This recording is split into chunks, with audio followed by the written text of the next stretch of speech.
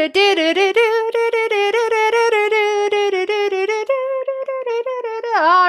everybody, welcome on in. The moms are in the house. No, I regret that. Welcome into the TMi MOM podcast. Yeah, with Sleeping Bella and Loona Romy. That's right. We are pro. Welcome to the moms in the house. Yes, We are, that's accurate too. Momcasters. Momcasters. Is that a thing? Lord. Can we start? No, like mom talk, like mom. I don't know. Chats. Mom, whatever. There's always a mom something out there, which I don't always necessarily love. It feels like we're leaning too much into mom is my identity instead of like, yeah, it's just another hat we wear, another job we do. But then also, if you feel that way, we went really wrong with our podcast name. Well, like this is about like support, but we're not necessarily like my whole life is mom. Like that's what I want to. Isn't it though? No, isn't it though? It was for a while. Yeah, but like I'm still in that while. let's get right into today's topic. But like, so like the whole idea of like mom is your identity, it's not healthy. Wait, before we get into the topic, okay. Welcome back to TMi MOM podcast. Today is episode 3. Is this already episode 3? This is 3. Episode 3. That's awesome. 3 is my favorite number. And today we are talking about Mom Guild. I'm Loona Romy. You can call me Loona, and I stream on Twitch 3 to 4 times a week, and I also upload daily on YouTube and on TikTok. And this is my wonderful bestie and co-host, Sleeping Bella. Hi. I stream on Twitch Tuesdays, Wednesdays, Fridays, usually. And I post on TikTok almost never. But I'm trying to change that. We posted once this week, and I already have a second one scheduled, so... You see? She's doing things. She's killing it. I'm doing things. I do things badly. Yeah, today we are talking about mom guilt. Mom guilt. I picked the topic. Yeah. She put her foot down this week. She's like, listen, we're not doing this no topic podcast again. I can't do it. How can I keep us on topic when we don't have a topic to keep on to? We actually got started with it yesterday. Loona hops in Discord. I told her, like, oh, how do you feel about this? She's like, oh, here's some thoughts and ideas. And then we had my husband piping in, and Luna's like, break it up. Save it for tomorrow. Yes. Actually, on that note, I think we should get our husbands on the podcast at some point. Okay. Yeah. I think it'd be interesting to have like a husband feature. I don't know how they feel about it, but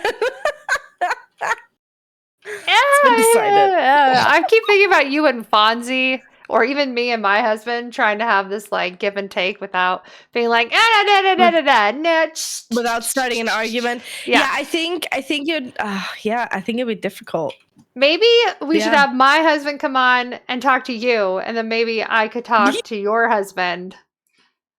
Like trade spouses for an argument. Trade spouses. Because, then we're fighting, but we're not fighting in a way that's going to make somebody sleep on the couch that night. Unless I'm listening and I'm like, you said what now? Well, anyway. Excuse you? If he didn't make me sleep on the couch after last time's podcast, then I think we're probably pretty safe. Well, to be honest, I think both of us are pretty honest with our husbands, and if something bothers us, we're like, yo, you did this shitty thing. Yeah. I'm not okay with it. Nothing I said came as a surprise last week, so. Exactly. He's like, yeah. But did you have to talk about it with everybody? Yes, I did. Because that is this the podcast. My mom. This is our podcast. Deal with it. So, back to where we were putting the cart before the horse and talking about stuff before we even started the podcast. We have this tendency to make things our identities. I think even especially as neurodiverse people, we get like hyper fixated. I'm in mom mode. But the other part of it that Mm-hmm. I worry about even more than like being hyper fixated on I'm a mom is like losing your ability to like take care of yourself, your ability to like, I'm also a person and I have these needs.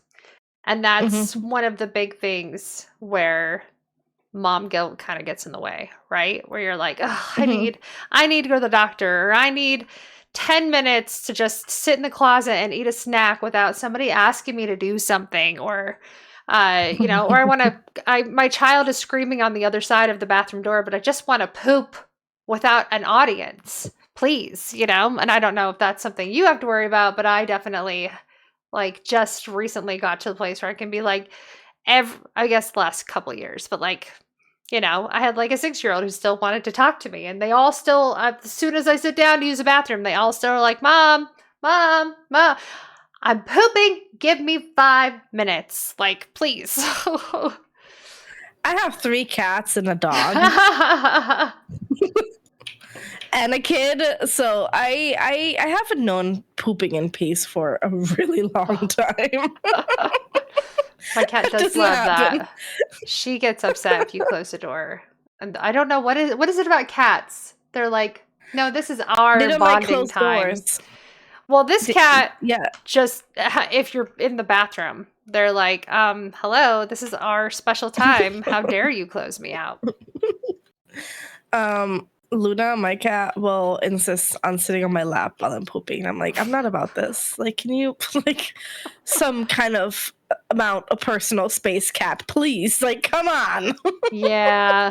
Yeah, no. That's not. At least my cat just wants to stare at me and sometimes rub up Oh, against my oh ankles. God, I hate that. But she's not like You're trying on to me. poop in peace, and then she's just trying to like staring you down. Like how you Like, get I got you. yeah, Your emotional support pooping cat. Here you go. pooping cat. Yeah. You'll Oh never God. be alone. I've got you in this most difficult and delicate time. I don't know. There's probably something to it, like you're in a vulnerable Yeah, state and they're absolutely. Yeah. protecting you. Like, I know that's why dogs do it. That's why dogs want to sit next to you when you're pooping, because they want to protect you. yeah, we're gonna keep you safe from I don't know what the other dogs won't get to. I don't know. What are they protecting us from? They live in I don't this know. like safe I don't place. know. We're gonna protect you from newspapers, from the vet, from the mailman. I got you. But So yeah, back to the topic. yeah. I think, yeah, but like during that first year of being a mom, there is nothing else. Like you, especially if you're like I only breastfed for 3 months, but especially if you're breastfeeding, like it, like I don't think anybody who hasn't breastfed understands how exhausting it is. When I was breastfeeding, it was like I woke up, I would breastfeed, and then I'd be hungry. I'd have this like Starving. starving. Like I hadn't Yeah. eaten in like 3 days. Like I could eat a whole freaking 5-course meal. Hunger, ravenous Yeah. hunger. And then I would eat, and then I'd be exhausted, and I would sleep, and then I would wake up, I would breastfeed, I would eat, I would sleep. That was it. That was Yep. my life. Those like first, like that's why I didn't produce a lot of milk, point one. So we breastfed and had to still give formula anyways. But that's why I was so very okay with giving it up after only 3 months, because like there was nothing else in my life. There was only breastfeeding, essentially, Yeah. Oh, absolutely. And like I have so much respect for moms who do it for like a whole year or even longer. I 2 could years. never. I could never. Oh my Well, God. so I with my first 2, I made it to almost a year. And it tapers off after a while, right? As you start giving cereals, as you start doing like Yeah. that intensity really tapers off when you introduce other foods because you're not their sole source of nutrition. But like up until 3-4 months, it's just like you ran a marathon as far as what your body's like It's so starved. exhausting. Yeah. And I remember like being so frustrated because I was so hungry and Mm. I knew I didn't need those calories because I actually Yeah. was very overweight after my pregnancies. So something I'm still struggling to get past almost 10 years later. Like, actually, today is the 10th anniversary of the last time I found out I was pregnant. Oh wow. Yeah. And I, want more kids? huh? No, Any no, more kids in the works? no. My We youngest done? is 9 and a quarter, so I'm done. Oh I'm my good. god. But like I just remembered it because Eh, it's also my father-in-law's birthday, so I just remember finding out I was Ah, pregnant okay. with Nice. my youngest. So, and Oh that my god. was, that was a thing. Every time you tell the husband, he just looks a little shell-shocked. Like, those husbands like jump up and down, are so excited. Never got that. I just got my husband being like, "Are you sure? Are you positive?" And then just like the 1,000-yard stare. Like, How did try to think of how I told Fonzie. I didn't do a huge reveal. oh, I couldn't Um keep it a secret for more than. we were doing IVF, right? Because I Okay, yeah. couldn't get pregnant naturally. So he was very aware of the whole process and everything, Hmm. and yeah, and then when it came to the date, it was the 12th of December. I still remember because it was like exactly a month before my birthday. And I took that test, and it was like a very faint second line, and I was like, "That's not a line." Like it was so faint, it was incredibly faint, and I was like, I got like I I didn't want to wake up Fonzie at first because I was like, "Oh, it's just gonna be another disappointment," because like we've been trying for so long, and it had just been disappointment after disappointment, right? And so I called my best friend. I called Cherry, and I was like, "Please do this with me." And then I peed on that stick. We looked at that line, and I was like, "That's not a line. I'm not pregnant." And she's like, "Loona, please look at that line again. There's a faint second line." And I didn't believe her. So then I woke up Fonzie, and he's like, "No, that's a faint second line." So yeah, it was like I guess we were all kind of like I don't think we were jumping up and down. We were definitely giddy. I didn't believe it until I had the scan, until I Yeah. saw Well, the yeah. baby Very there, because different. I was like, Very different journeys for us, right? Like yeah. I I think I tried for like a year with my second, but the first one was kind of happened. We weren't not trying. We weren't not preventing. Hmm. We weren't preventing, and we weren't trying. We were just like, well, we'll let things happen. So, Yeah. but yeah, I never had more than a year of trying to get pregnant. So, Yeah, no. I had 5+ years of trying to get pregnant. So yeah. that's a lot. But no, it is. It is. In hindsight, I'm glad that it happened when it did happen, because I Uh-huh. feel like I'm just gonna put it out there. I had been dreaming. I've always wanted to be a mom. Like ever since I was like 8 years old, I was like, yeah, one day I want to be a mom. And when I was 18, I was like, well, why wait? um, so in hindsight, I am really glad that it didn't happen back then, and that I did get to meet Fonzie before it happened, and that it happened with Fonzie Yeah. and not with my ex, because that would have been not so great, seeing as how well we're not together anymore. Would have made things a So lot more yeah, complicated. absolutely. So yeah, I'm kind of a big believer of sometimes things take their time for a reason, you know. Yeah. So yeah, Well, and going to like back onto where we're headed with this. We're not too far mhm, off track, but um just today I'm sitting in the doctor's office and this lady comes in. She's a little older. She's probably 5 years younger than me. So, in her 30s. mhm. and she's got the most adorable little toddler. Reminds me of my youngest when he was 2 or 3. And he's in a little walking boot, so he's also obviously a little chaos goblin who managed to break his foot. And I'm sitting here watching this older mom with her toddler and trying to remember where I was at when my youngest was that age, and then that guilt sets in. Like, if I had figured out my mental health, if I figured out my chronic health issues, if I had taken more time, if I had waited until I was older and more established, would things have been better for my kids? Because I was a younger mom. You know, I was 20 when I got pregnant, 21 when I had my first. So, but I also didn't have anything figured out, like at all, when I was 21. 2021, I was still just a kid who didn't have I wasn't even done growing up yet. And here I was having babies. And I've had to do all of that, all of the growing up, all of the maturing while trying to be a good mom. And it's not a good combo. It doesn't mesh well. And so sometimes I'm like, man, if only, right?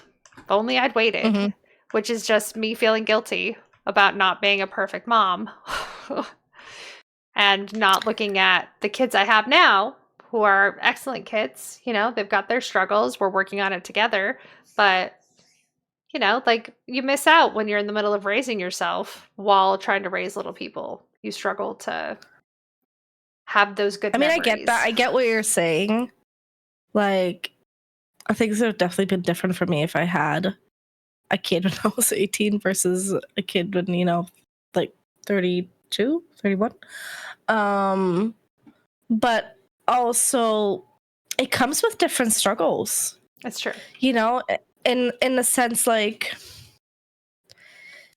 quote unquote, yeah, I mean, that thing, I would have had things more figured out. I don't feel like we ever fully have things figured out. I think things are, life is ever changing, and things are always gonna pull fast ones on us, and we're always gonna have to change and adapt and just deal with it, you know? So I don't think we can ever fully have things figured out. I mean, heck, I remember I thought by the age of 22, I would have graduated from university. I would be in a successful career. I would be married, and I would have at least one kid by 22. Wow, that's a tall order right there, Loona. That's a really tall order. Yeah. And it's also why I got really depressed when I turned 30, because I was like, I'm 30 now and I haven't achieved any of those things. So yeah, but that's why, like, I feel like it just, in a way, as shitty as it sounds, it just taught me that things never work out, quote unquote, perfectly, or they never work out the way that we had imagined or the way that we think would be best. They'll work out one way or another. They'll work out, and we'll figure it out, and it'll be fine, you know? And I think having kids when you're young, I think there's a kind of beauty in getting to grow up a little bit with your kids, you know? Yeah. Versus when you're older. I mean, I've noticed a lot recently, actually. I'm not as creative anymore. I hate that. I'm not as creative anymore as when I was in my early 20s or late teens, you know? I'm just that those creative juices are just society ruined me, okay? Society ruined my creative juices. And it's just, you know, that imaginary play. There's like, I feel like as you grow older, a lot of these things that seemed cute or funny when you were a little bit younger just seem incredibly silly now. And so you don't do them. I feel like as you get older, the real challenge is to not become super rigid. And so I think that's what the beauty is in having kids when you're younger. You're naturally not that rigid yet. Because hopefully. You haven't, hopefully, yeah, because you know, you're not 30, you're 20, you're 10 years younger, right? So yeah, it makes a difference. Those 10 years make a difference in shaping you and who you are. I think So it's yeah, funny I don't know. about like your take on like, oh, I was going to be 22 with a successful career and kids, and I didn't have any of that at 30. At 30, I had everything I thought I was going to have. A Oh yeah. house, kids. Well, okay, we're going to do 28 cuz 28 was when I had my faith crisis. So everything that I Okay. was supposed to do with my whole life, I was supposed to be a wife and be a mom. I was never meant to I was never going to have a career. I was never going to have a job. Like, it was agreed. I was going to be a stay-at-home mom, and that was going to be my life. And I get into my mid-20s, and I've got my, by 26, I've got 3 kids. And I'm like, this is it. And what's next? Well, what's next is grandkids. According to what, like now I'm just going to like raise my kids and wait for grandkids. And I was like, is that it? Like, is That this can't it? be it. This can't be it. Yeah. This cannot be my whole life. And especially because my oldest child started saying at a very young age, I don't ever want to have kids. Now, the religious side of me would be like, but that's the whole point. You're a woman. You're supposed to get married and have kids. And I was like, whoa, whoa, whoa. Let's not put that on her at 5 and 6. Like, that's not. No, sweetie, you never have to have kids if you don't want to. And then realizing that if it was okay for her not to want kids, and then I wasn't going to have grandkids, and that had to be okay, like, what is the rest of my life going to look like? And that was like a big transition for me. I was 28 and I had everything that I was supposed to hope and want for in this life. I was done. That's wild. I've made it. This is my whole life. Now I just need to maintain for 50 years. And that only gets me up to like 78 at that point in time. So like, I just like, it was a huge crisis. Everything that I'd ever been taught to want in life, everything that I'd been taught was coming in the next life, stuff like that. Like, it came crashing down, and I had to figure out how to manage that without having a breakdown while still raising 3 young kids, while trying to be a good supportive wife, and like all of that was a lot to deal with. Yeah. I didn't do it without mistakes. I didn't do it without breaking down a little bit, and there's a lot of guilt about how I should have handled it, how I would have handled it if I was older. So maybe part of the guilting is just really a lot of like, if only. The looking back and wondering if we could have done things differently, which just doesn't benefit anybody. Everybody does that, right? That's not just a mom thing. But like, that whole living in the past thing is something I'm really struggling to not do, because looking back, all you do is look at the mistakes or look at how you would have done things differently, but you're not looking at today, looking at this sweet little boy in the waiting room and missing my little toddlers and wishing that I could go back and have my little toddlers again. I can't.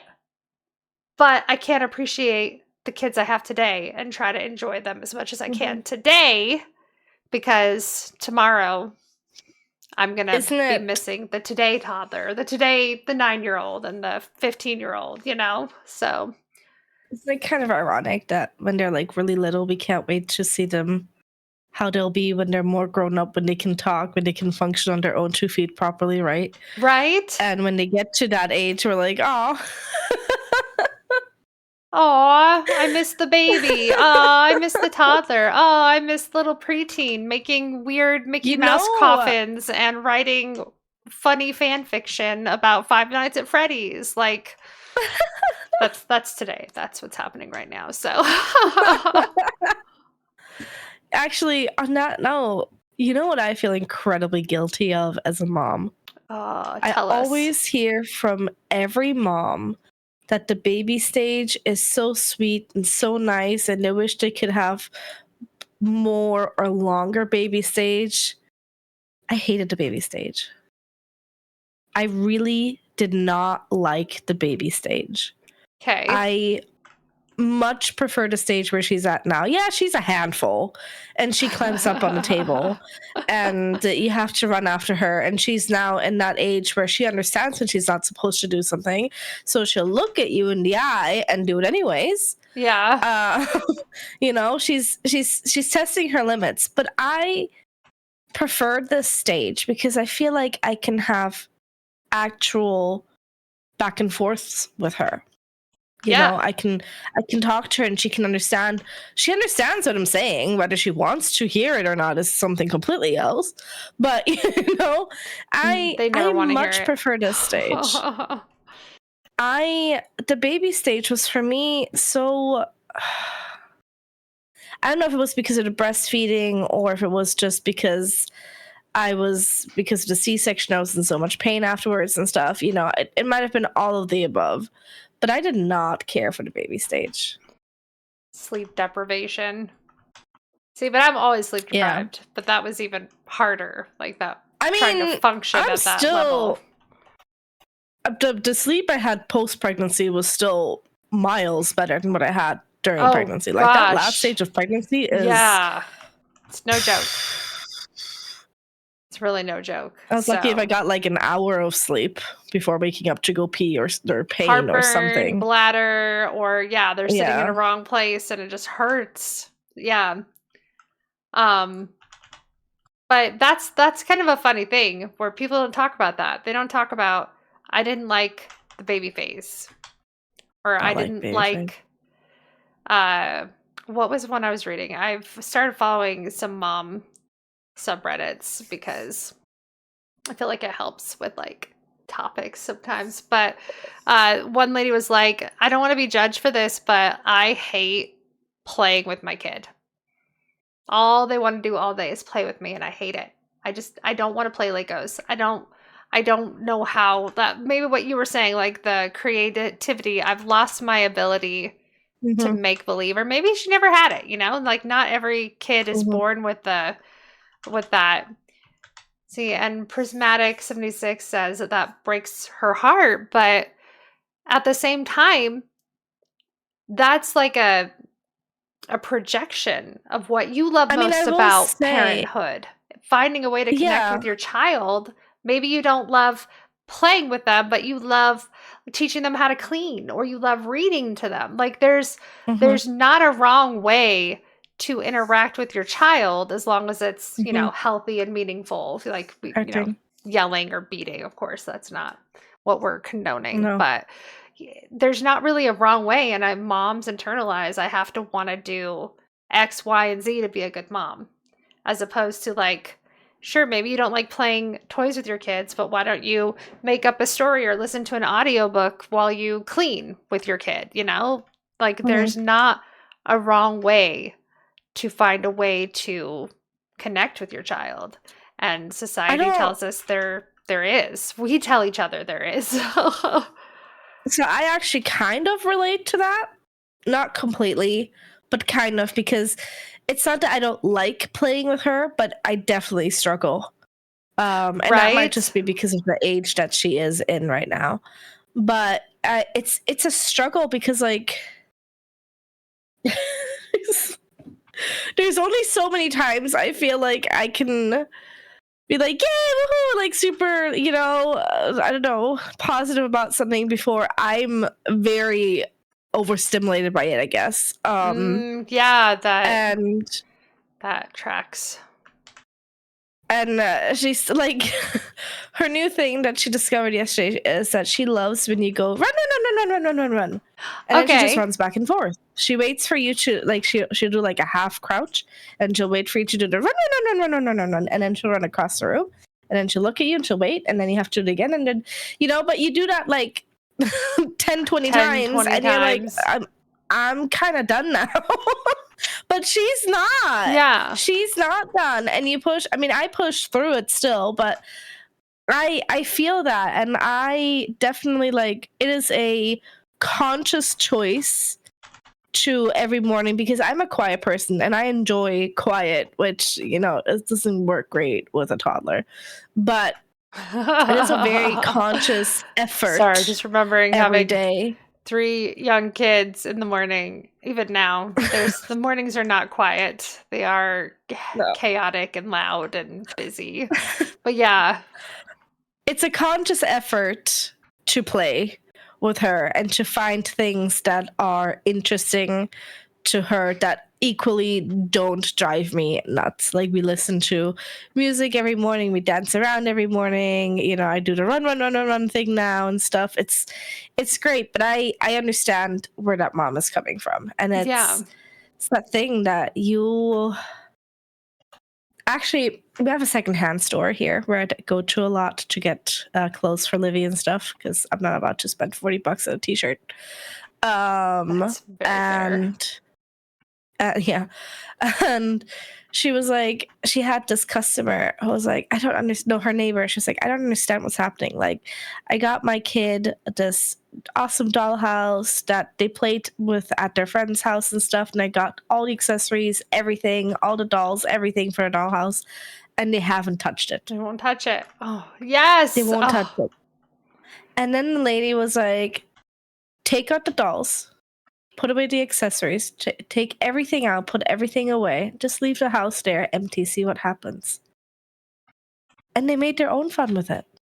They took their already existing figurines, or they took a little toilet paper roll and made that the bed, or, you know, they think different. They think in more, I guess, creative, inventive ways still than what we do, because we have grown up this way and we know what's quote unquote proper and the way that it's supposed to be, and they're still learning, they're still exploring.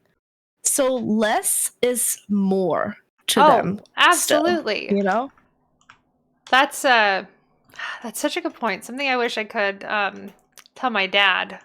'Cause growing up, we were pretty poor, you know, like, yeah, living 6 people in a 2-bedroom trailer, you know, like, it was rough for a while there.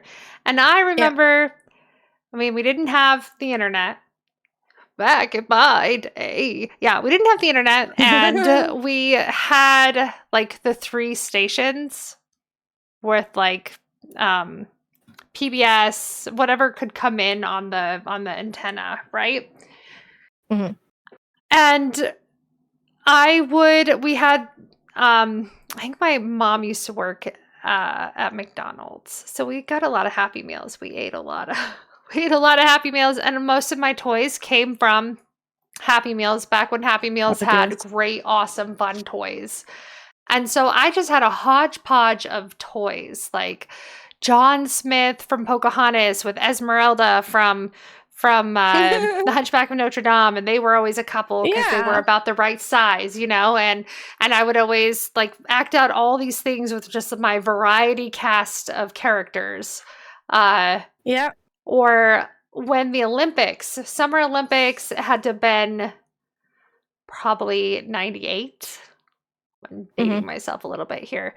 But I took a bunch of cardboard, because my parents had got me a gymnastic Barbie for my birthday. I took a bunch of cardboard and recreated like the vaulting things, or the rings, or the, like, I made all these Summer Olympic things out of cardboard for my Barbie to use. And that kept me busy for like weeks. I was playing with that.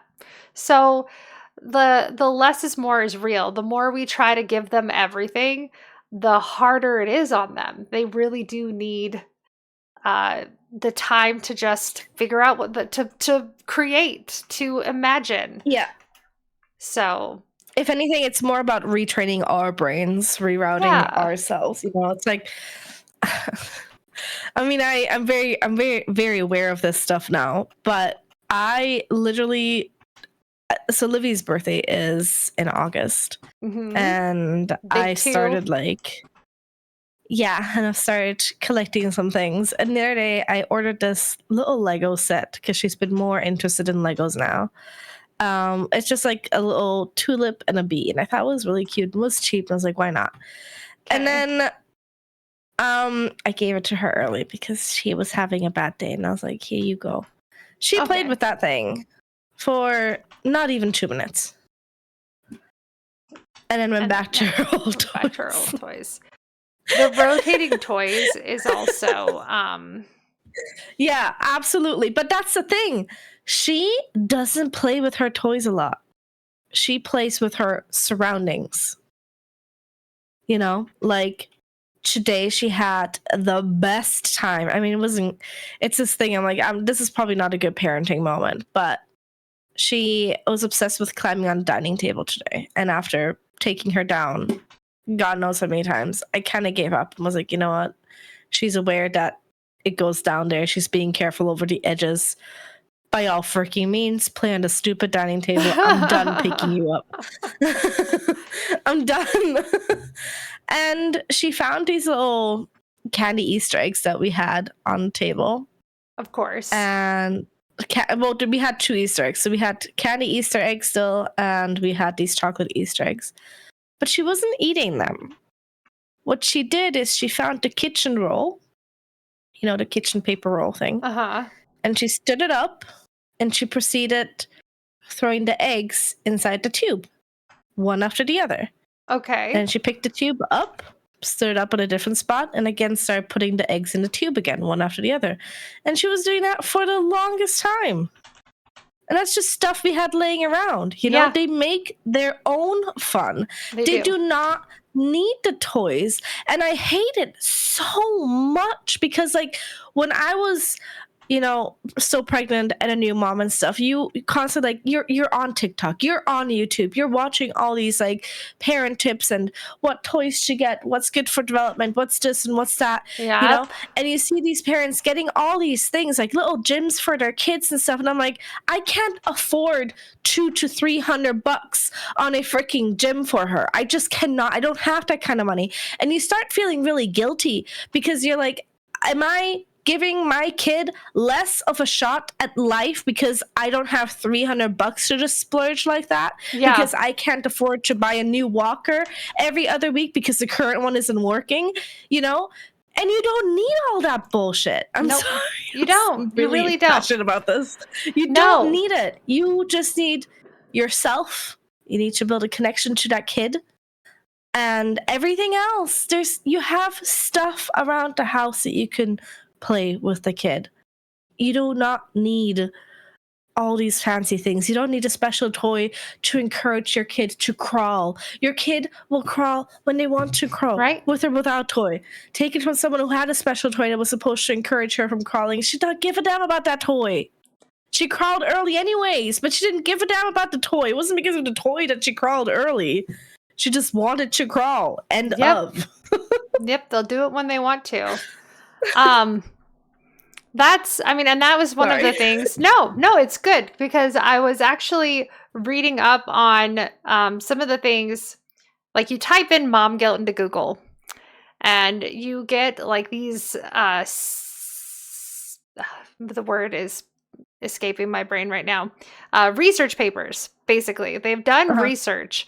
And one of the biggest things that women across the last couple of generations has contributed to their sense of not being enough. It's social media moms who are there. Like, we talked about this, I guess, last time or the time before last, this pristine time before. This lady talking or trying to make a TikTok about how, it's so messy. Perfectly clean kitchen floor. She's got a very strategic pile of stuff on the floor, and then she like throws it in the garbage. Like, oh, look at me. I'm so tired of this mess. Which, it's not meant to shame her. I'm so glad she has a perfectly clean kitchen and a nice, shiny, clean floor. I don't know if she just is like, but it sets expectations. It sets expectations. So when we talk about like social media and mom talkers who are basically contributing to this sense of guilt and shame we feel as moms, I'm not doing it to shame them. Like, good for them. I hope they have everything that they deserve. I hope they have and then some. I'm so glad for them. Yeah. But if they're not showing how it's happening, do they have a house cleaner? Do they hire nannies? Do they hire a home chef? How is it that they're able to do it? Because it's very unlikely that these are people who just do it all. There are some women who just do it all. There's this one couple that I found when I was pregnant. It's a lesbian Norwegian couple, and I freaking adored them. And they were, I might have even told you about them before. I might have even brought it up on the podcast already, honestly. But they essentially, they still are super health nuts in the sense that they cook everything from scratch from home. One of them is like a body trainer and stuff, and the other one is just full-time content creator. But I remember when they were pregnant with their first son. She was like, they were both of them were like, oh yeah, we are never gonna buy anything that's processed or anything that's like, those like little juicy squishy things, like those little squishy purees things that you can get in the store, right? Oh yeah, like, the applesauce pouches and things like that. Yeah, the pouches. Yeah, my child our kid is gonna 100% only have everything organic, everything freshly homemade, all of that. Then she made a TikTok, this is a while back, of a year later, a year of being a mom, and she's like, those little purees, those little pouches are a lifesaver. They are, especially the ones that have like the sneaky veggies in them. Like, yeah, I hate vegetables. I love that. I love that she made that TikTok a year after and just came down to earth and was like, yeah, no, we absolutely buy quote unquote processed stuff from the store. Not processed, I think processed is the wrong word, but like things that are store made instead of homemade. Like not everything is homemade, mass produced, because it's just ridiculous. Convenience foods, right? That's what we're talking about. We're talking about like the cereal puffs that you can give them a handful of while you're waiting at the doctor's so that they don't freak out, or you're out past lunchtime and things got hectic and you can throw them a snack that will fill them up, and you're not buying ice cream or cookies from. Anyway, I know that's very different in Europe, but people in the US know it's like the convenience foods is junk. Yeah, whenever I go out with Livy, I always have 2 pouches with me, 1 fruit and 1 veggie pouch. Yes. And a cereal bar. Yep. Always. Those 3 things are always in my bag when I go out with the kid because she's going to get hungry. Or graham crackers and goldfish here in the US. Big thing that I don't know about. You guys probably don't do graham crackers. Okay. But we don't recommend them for kids, but yeah, we do them too. And I know, because as you go and you sign up for a new social media account, and it's like, what are your interests? And most of us probably casually click like, oh, parenting, or like parenting hacks, stuff like that. And so we get shown, like, there's this like crunchy mom who makes goldfish and cereal from scratch. I know who you're talking about. And I'm like, girl, you get it, but also like, no, that's not happening. It's absolutely not happening, because say you do that takes half the day and then it's gone in a day. So welcome to doing that every day for the rest of your life. Like, no, it's from the moment I get Livy out of bed, I know I have about 30-40 minutes to get breakfast served. I will not be able to make cereal for scratch in the morning for her in 30-40 minutes. Right? And this is just not happening.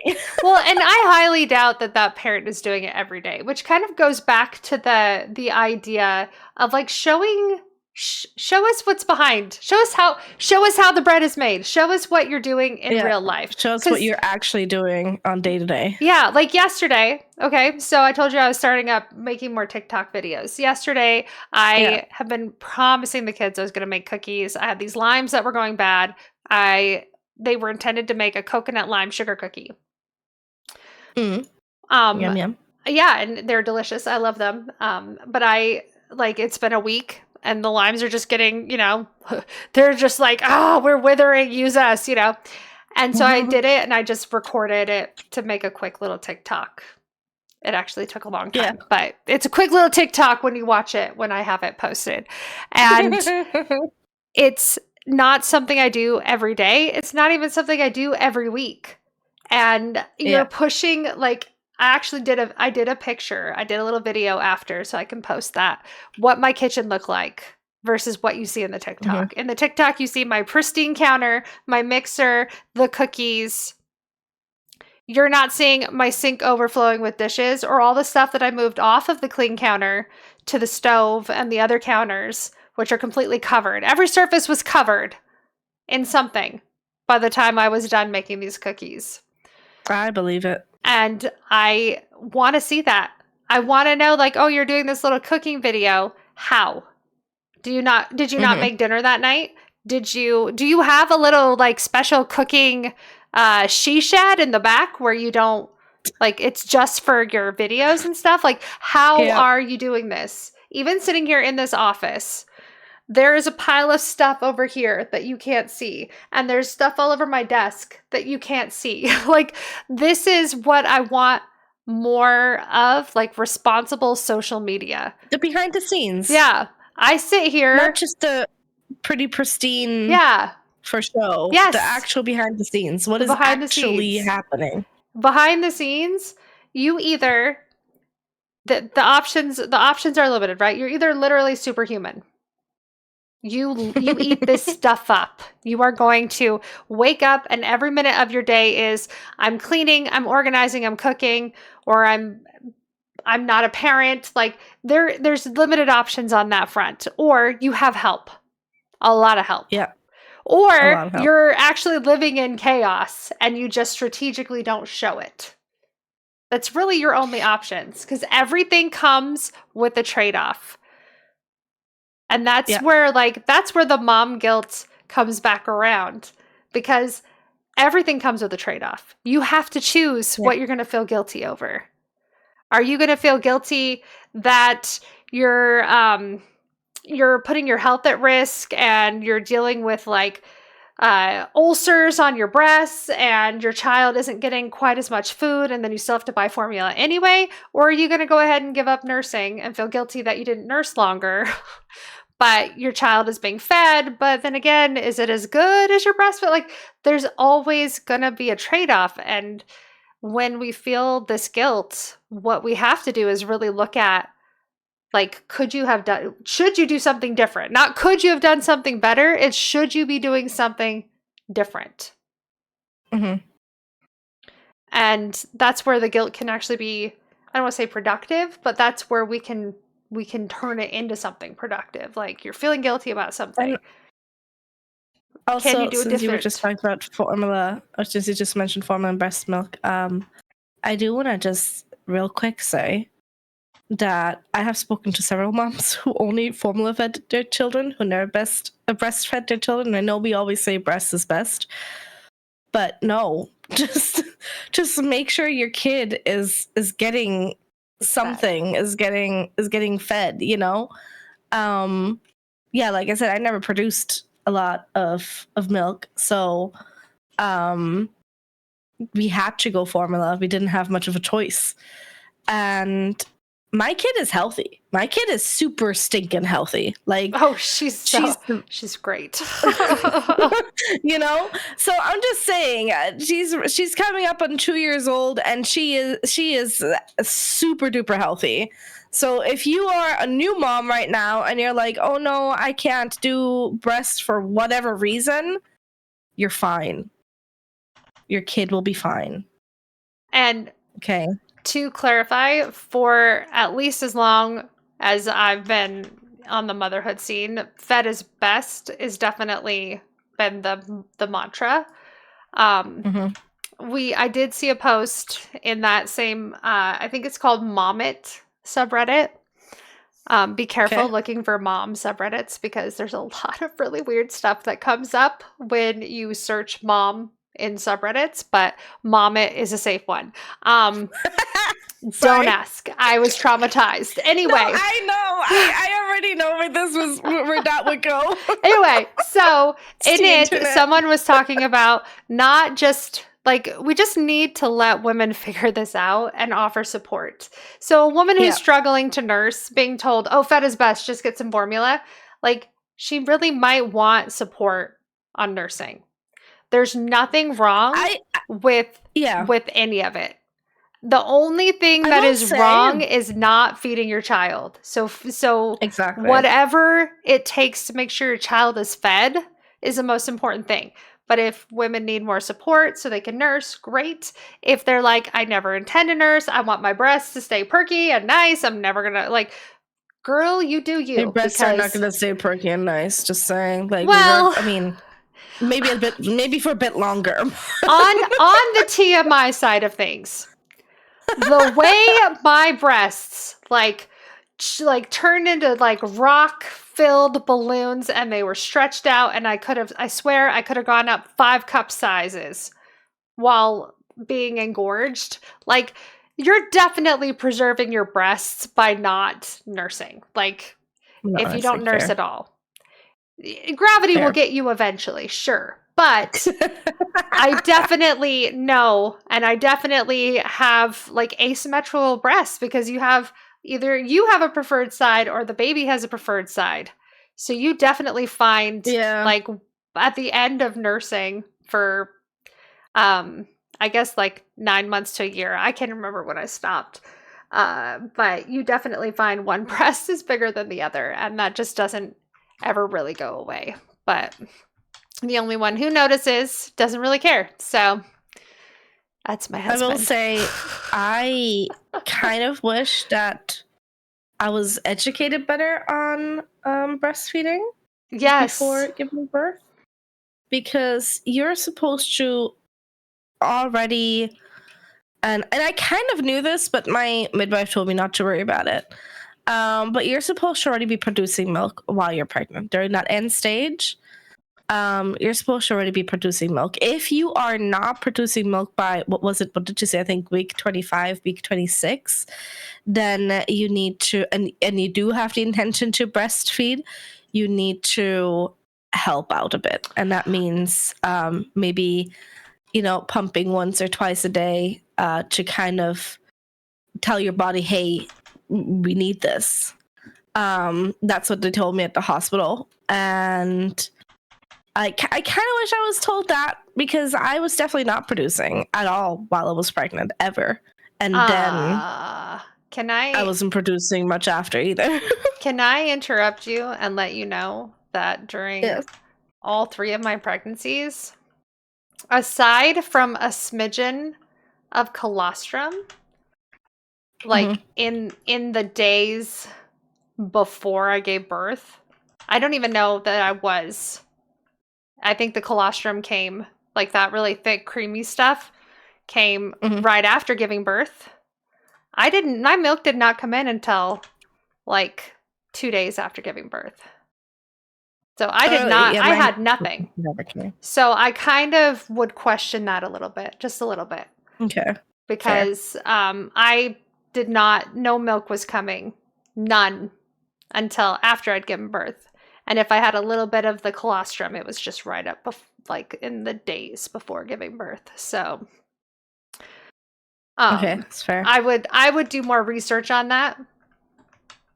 And yeah, like, and they don't know. They never know who's going to be a good producer until, even based on pregnancies, it changes. Like, I could have had an easy time nursing one. I did. My second one, I had a hard time because she had jaundice, so she had a very lazy latch. So I actually got like Mm. uh, blisters around my nipples, and they were cracked and bleeding from the way she was latching. So anyway, it just, like, it really Ouch. does all depend, and maybe like preemptively pumping would help. Maybe stimulation would help, but I don't know that any woman is regularly producing milk I mean, the other thing before. is that thing, again, goes back to social media, where you see women producing a ton of milk, right? Yeah. So you think you have to be producing a ton, but really, your newborn baby isn't gonna need God knows how many ounces of milk like that. Like, Yeah. it's crazy. Well, and I always read and was told by my doctor, who he was an old school He was kind of a unicorn of doctors. He had like 30 years of experience delivering babies. Yeah. Like he delivered my sister-in-law. uh, and then he delivered all three of my babies. So he was old school experience, but he was also Hmm. like constantly keeping up on the new information. He was always That's like, good. yeah, so he was kind of a unicorn of doctors, and he was I very don't much get those a lot. so. No, they're rare everywhere. Um so he was always like, your body, a normal healthy woman's body is going to regulate that based on your child's needs. Like our Mm. breast temperature when we lay our child on it adjusts to what your child needs. And your milk is very much so dependent, usually, on how much your baby is eating. So yeah, some women overproduce. I was one of those women. I did. I could sit and I could milk myself like a cow. I think my alarm bells for me went off a little bit. I don't think I can do the breastfeeding. One, because Libby was never sated. She always wanted more, and Uh-huh. nothing was coming out, so we always had to give formula anyways. And two, when I could go a full night without having to breastfeed or pump or anything, and my breasts weren't painful, they weren't hard, they weren't hurting, they were none of that. Yeah. You I was never like, I'm had not just not producing. the rock hard breasts where you would stand No, up and suddenly just spring a leak. nope, I never leaked. The only Yeah. time I would leak a little bit is while I was breastfeeding. Like while she Okay. was on one breast, the other breast would leak slightly. That is Ugh. the only time I would leak occasionally. Apart from that, never. So like I'm like mixed frustrated for you because I knew how much like nursing meant to you, that you wanted to be able to have that experience. But I'm also I don't know like, if it meant, that's the thing though. I don't know if it meant a oh, lot to okay. me or if it's just because that's how I grew up. Like I That's what just knew you, that that's what you do. the You expectation put breastfeed. on you. Well, I'm also Yeah. really like happy for you that you never had that. Like, I can't leave the house because if I do, I'm just gonna like moisture everywhere. Like, you just Burst. feel, yeah, you do. You feel like you've got like these massive water balloons that you're carrying Oh around, god. and one wrong move, and you're just gonna. So, I'm glad you never had to deal with that, because I definitely like the expectation that I was getting out, going back to church, putting on my church clothes where like my buttons across my breasts wouldn't fit because I'm 4 times the size that I was when I wasn't pregnant. Like, Hmm. it was never comfortable, and I didn't love that. I didn't love that, Yeah. Yeah. um but I also feel like you and any other woman who struggled with that, it's like you're so hard on yourselves because your body clearly struggles hormonally, just in general, right? You Yeah, struggle. mine absolutely. Yeah. So I've everything had my that, period once since I oh my gave birth. gosh. Once. And I don't envy you that, because I know all the issues that come along with it. Hormones regulate everything in the body. So Yeah. to know like you have this hormone issue and you don't have anyone preparing you, hey, I want you to know that because we know you have this hormone imbalance, we know like you struggle to get pregnant, we don't know exactly what it is, but it's perfectly normal if your body is unable to regulate breast milk. Like, this is a Hmm. huge deal. And you are, I mean, and you were doing everything right. Like, that intense hunger and thirst and everything, like you experienced that. That was a trip, like you were clearly doing Hmm. everything right, but it just wasn't what your body was prepared to handle. And that's No. like the hardest conversation to have for so many things, like for women who miscarry a lot, for women who can't get pregnant, for women who, they don't Hmm. stop bleeding and they might need to go on medications because they're having their period 24/7. Like, all of that, it's okay. Even if it's not the norm, even if it's not average, like And it's not your fault. It's not something to carry guilt over.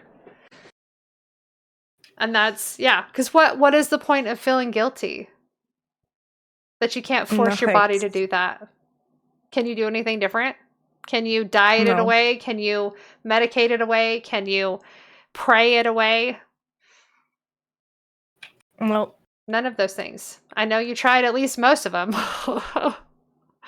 So, Absolutely. yeah. So the guilt, if the guilt isn't productive, we've got to let it go. Mhm. I've been feeling really guilty about this year, this school year.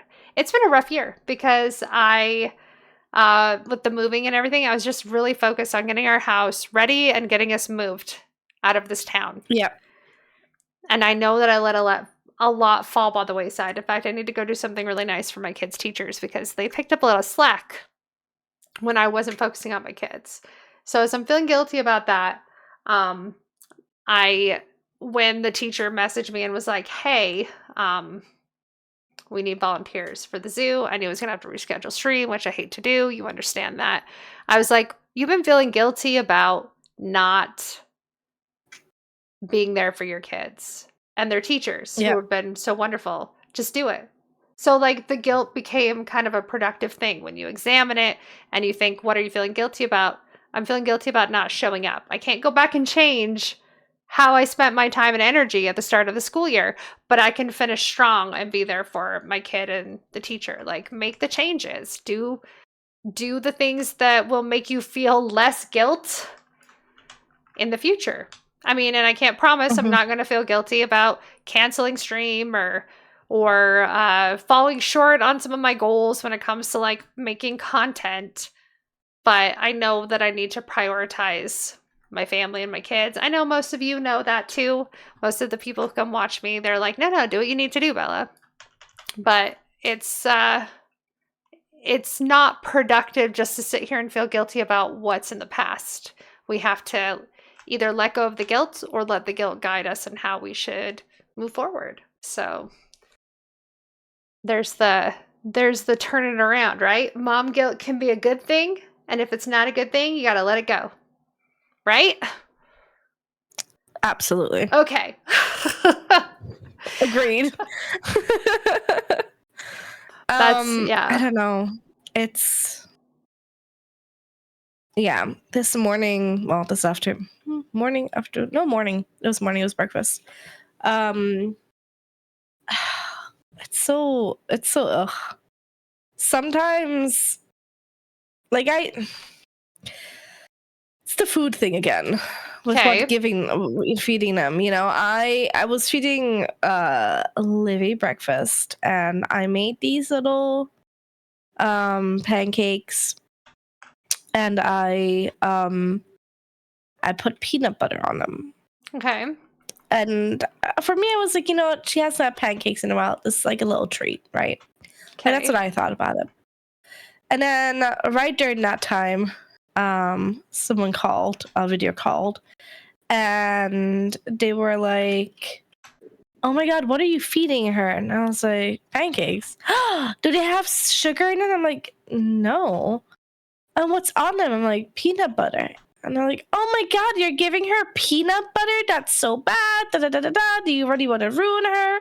And I was like, wow. Yeah, wow. Well, I guess that's the whole guilt from other people. And that's like a Yeah. whole nother podcast episode right there. But Mm-hmm. you there's so much stuff to feel guilty about. Feeding your kid, unless your kid is allergic, feeding your kid pancakes and peanut butter ain't one of them. Well, now that we're back from our space where if we had a sponsor, that's where their message would go. Thanks, Madrina's Coffee. Madrina's. Yes. Except can I even get Madrina's Coffee here in the States? Why don't you tell me all about Madrina's Coffee? Wait, are you for real right now? Yeah. They're States company as far as I know. You can absolutely get them in the States. Oh. it's more tricky to get it in Europe. It just takes the nice thing about Madrinas is actually that they will ship anywhere, no matter where you Okay. are. It just might take a bit longer depending on where you are.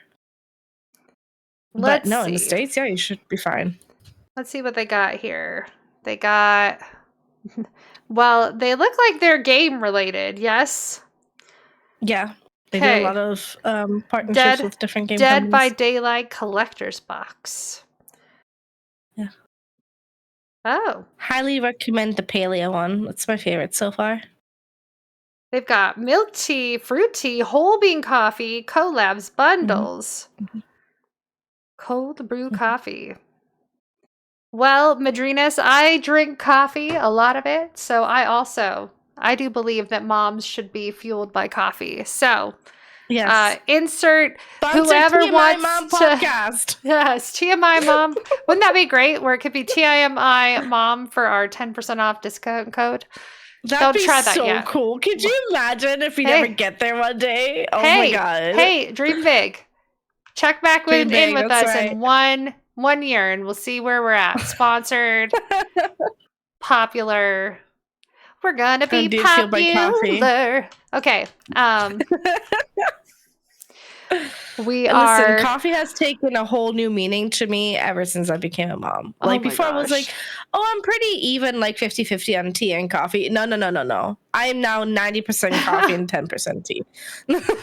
Give us the coffee, right?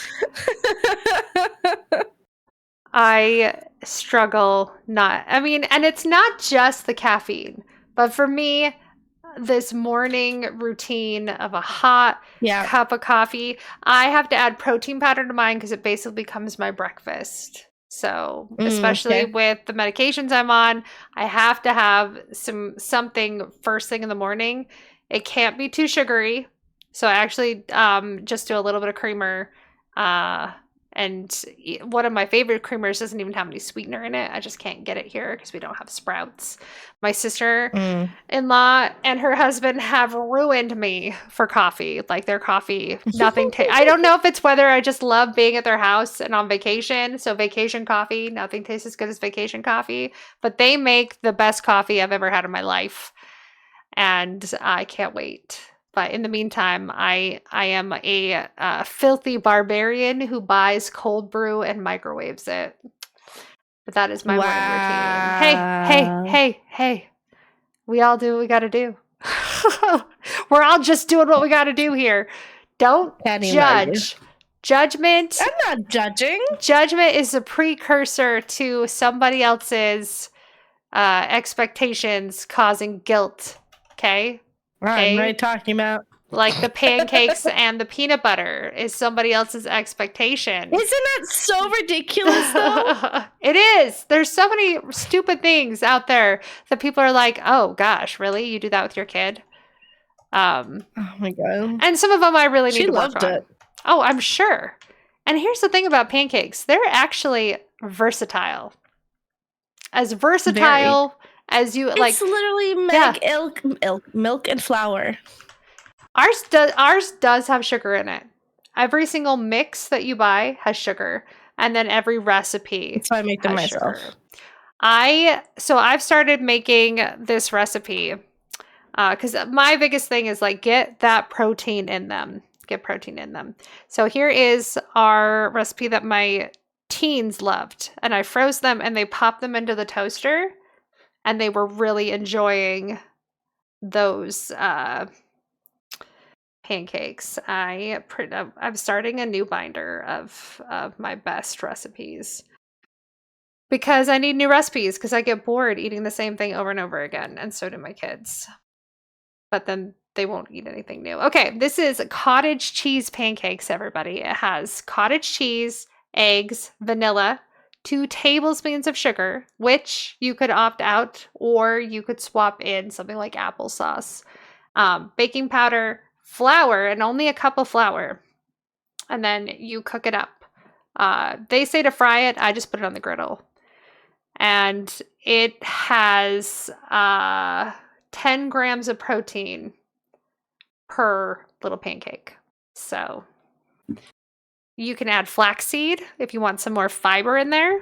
Like And I bet Pink, for our gluten-free viewers, you could do oats and blend those up.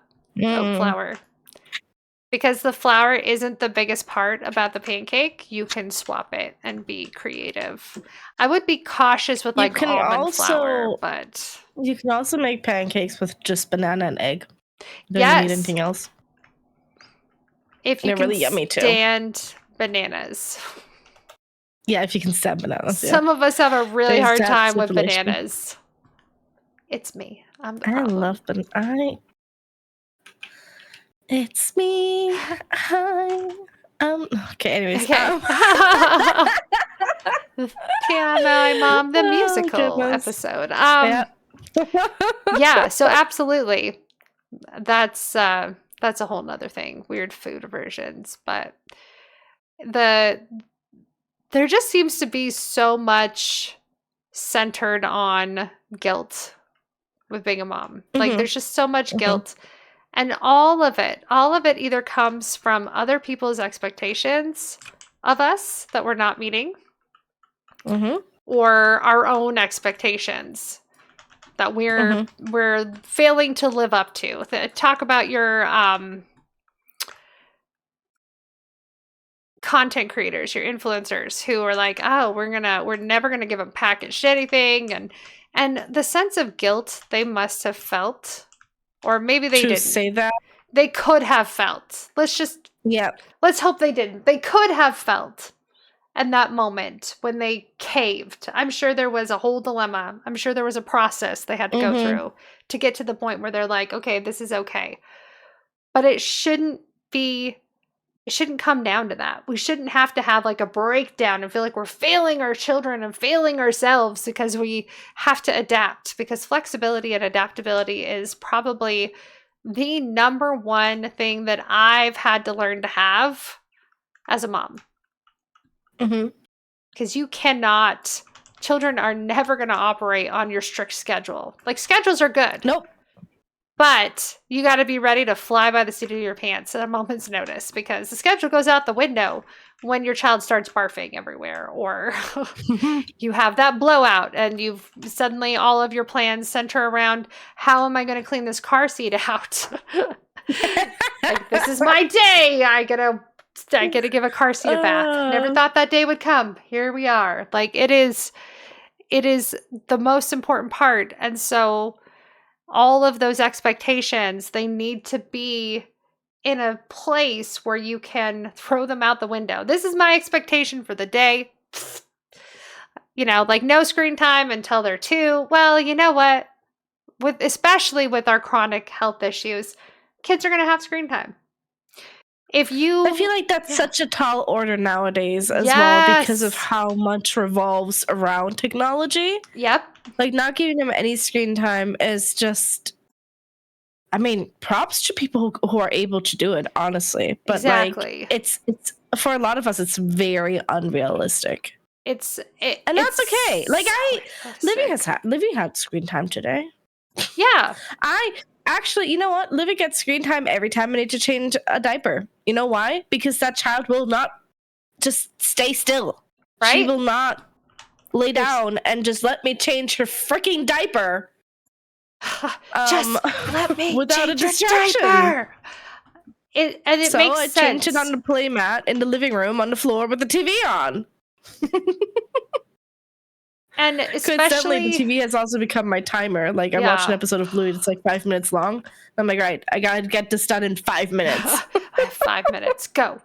But especially in this day and age, especially with all the things that we do online as gamers, as streamers, as people on TikTok, and this is what we do. The kids see us on our phones.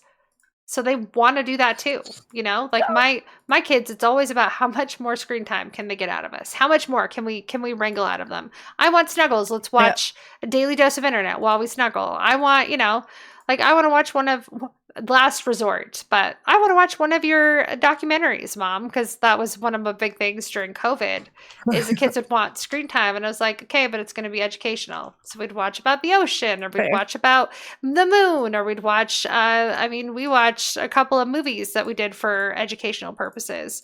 So it really is like, how are you utilizing that technology and having limitations, because it can become a problem, and you don't even realizing like how much of a problem it's becoming. So be honest with your You know doctors. when it becomes a problem? You know when Yes. screen time becomes a problem, I think? Where? When? From How? personal experience. I can notice it on Livy because she's so much more crankier when she's had too much screen time one day. Yes. Her fuse is non-existent. My ADHD boy is the same. Yeah. You can absolutely tell when he's had too much screen time, which is usually when they've spent a week in Vegas with my sister-in-law, because it's the fun time, but that's where they actually started watching YouTube. I had a no YouTube thing, and then I had to make exceptions because it was on. I guess I didn't have to. I felt bad not making exceptions. Yeah. But Makes sense. I've also noticed something that, I'll be working with some of their doctors with this on if we need to change rules, but like they're watching like YouTube shorts, and they can no longer sit through a whole episode of a show. So whereas we were watching shows like Bluey, or they're watching like Pokemon, or like they can't sit through it anymore. Their brains have shortened their attention span. That's not entertaining to them anymore. So I struggle with that. Attention span is something that we develop as we age. Like kids have shorter attention span as it is. But by consuming shorts and TikTok, they're not developing their attention span. They're at least not on TikTok. Well, the oldest is, but yeah. She's a teenager. I mean, even me, when something's like longer than 30 seconds, I'm like, I'm bored now. It's terrible. And me struggling to make a TikTok under 2 minutes, like it's long. Anyway, yeah. The attention span issue is real, and the ways we navigate things, like letting our kids have YouTube, the limitations we set, they are all important, but without like flexibility, things change. Like some of the roughest times in our lives, like when my dad died, I know my kids had so much more screen time as I was coping with things, and I was just trying to get through the day. Like they definitely were left way too much screen time. And COVID especially, when the weather was bad during the winter and we were stuck indoors, I was like, whatever, as long as you've done something educational, you did some reading, you did some writing, you did some math, fine, go watch as much TV as you want, because it was just rough. It was hard. Yeah, absolutely. Oh my God, I can imagine. We will be seeing the repercussions from COVID for at least another 10 years. Like, oh, absolutely. We're already seeing there's not enough therapists to go around for these kids. So where are we at on time? I don't know. I haven't checked, honestly. We got a bit sidetracked. I know that much. Where did it say? The call. 7:12? We are, about under 1.5 hours, I think. Okay. Call started like 7:15. It's now 8:45. Okay. And we had a little bit of an intro talk and a break. Yeah, I think we start setting timer because I feel like we need to keep it like concise. We may have rambled a little bit today. I mean, I feel like we stayed mostly. The thing is, the topic mom guilt is such a broad subject that encroaches on so many different things, Yeah. Like we can talk like mom guilt. Like I think your hubby brought it up yesterday. It's like that, like the mom versus the dad kind of deal, and the things that we feel guilty over and then equally frustrated because they don't think about those things. Yeah. Right? Yeah.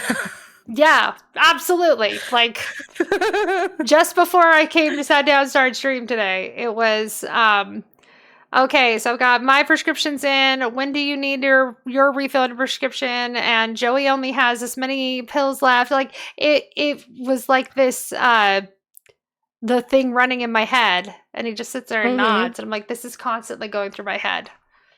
Yes. It's like it doesn't I stop. saw this small video a few months back that was like, I don't know if it's really like this, but I can confirm, I at least from my side, it very much does feel like that, where like moms go to bed at night and we think of all the things that we have to do tomorrow, and we kind of start making a plan of what we have to do the next day and stuff, right? With the kid, with Yes. the calls, with being the housewife, with doing all the house things, right? Like being the household manager essentially, and being the mom. We make this like list straight away, and so a lot of times I'm awake still in bed just thinking about all the things, and I look over, and hubby's next to me just snoozing away. You know, Not worrying about these things.